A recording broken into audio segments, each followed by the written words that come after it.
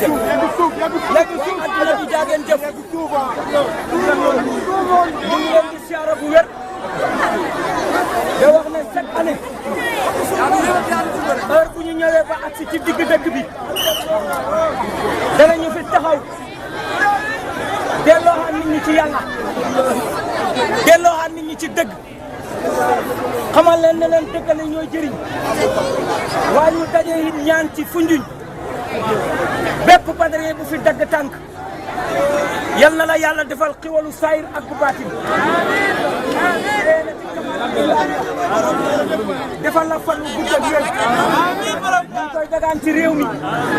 ñu ngi koy dagaan ci dëkk bi ñu ngi koy dagaan ci kër yi ñu ngi koy dagaan ci mbedd yi parce que yi nit jàmm ci la xaj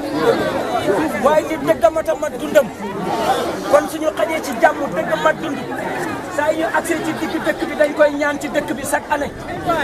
yàlla dëkk bi nekk dëkku tiraanga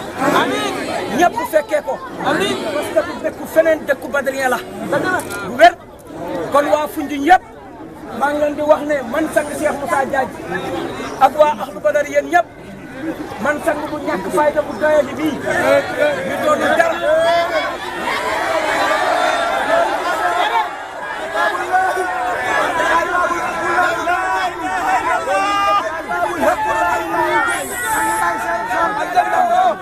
ak dégloo waay waaw dañ koy wax lii ba ñu ko yàlla woon ñu ngi ci laxasaay ak dégloo mooy daje bii yaakaar naa 88 wala 86 bi ñu ko yàllaay woon booba nekkuñ Sénégal ñu ngi ci beneen réew dem Madial yàlla woon ñu ndaje mii ci digg bii ci fii ne jamono ngay ñëw lii ngay liggéey ruu yi danañ la fekk fii te loo fi ñaan yàlla mën na koy def fii su ma fi taxawee kun fa yakun bil kun fa yakun laa am